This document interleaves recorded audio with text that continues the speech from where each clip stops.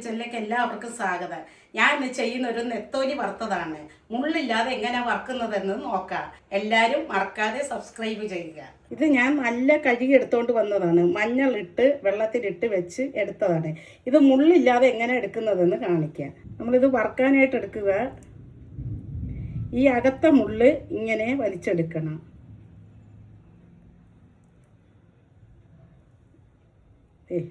അകത്ത മുള്ളി ഇങ്ങനെ വലിച്ചെടുത്ത് ഇങ്ങനെ എടുക്കണം. ഇങ്ങനെ എടുത്തിട്ട് ഇവിടെ ഇച്ചിരി പിച്ചാത്തി വെച്ച് ഇങ്ങനെ കീറണം.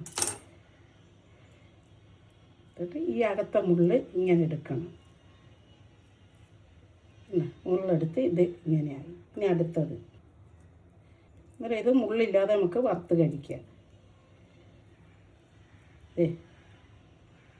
ഈ നെത്തോലി നമ്മൾ മുള്ളെല്ലാം എടുത്ത് മുള്ള് തന്നെ ഇങ്ങനെ മുള്ള് ഉള്ളിലെല്ലാം എടുത്ത്. ഇത് ചിലയിടത്ത് നെത്തോലി എന്ന് പറയും, ചിലയിടത്ത് ചൂട എന്ന് പറയും, ചിലയിടത്ത് കുഴവ എന്ന് പറയും. പല പേരാണ് ഇതിന്. എല്ലാം ക്ലീൻ ആക്കി വെച്ച് ഇനി ഇതിലേക്കുള്ള അരയ്ക്കുന്ന എല്ലാം എടുക്കുക. ഇത്ര ഇഞ്ചി അത് നമുക്ക് കഷ്ണിച്ചെടുക്കുക.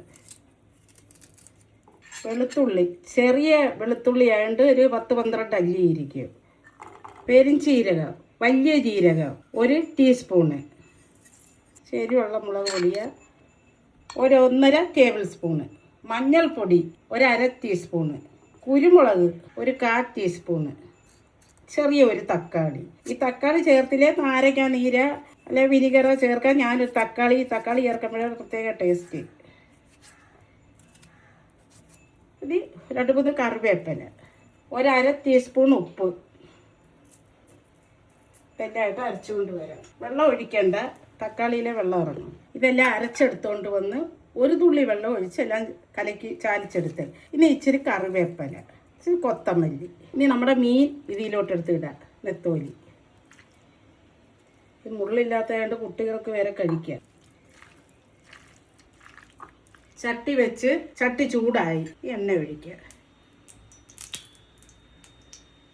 3 ടേബിൾ സ്പൂൺ എണ്ണ ഒഴിച്ച് എണ്ണ ഒന്ന് ചൂടാകട്ടെ. എണ്ണ ചൂടായി മീൻ എടുത്തിടാം.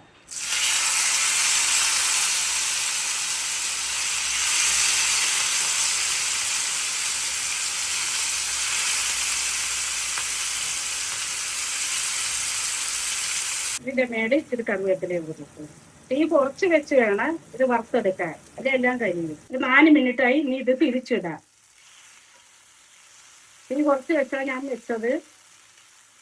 നെത്തോലി ആയതുകൊണ്ട് വലിയ വേവില്ലല്ലേ, അത് മുള്ളെല്ലാം എടുത്ത് നമ്മൾ തിരിച്ചിട്ട് ഇനി 1 ടേബിൾ സ്പൂൺ എണ്ണ ഒഴിച്ച്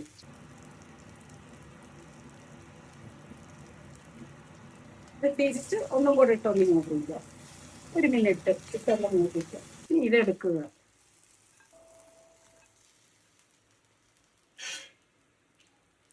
നമ്മുടെ നെത്തോലി വറുത്തത് റെഡി.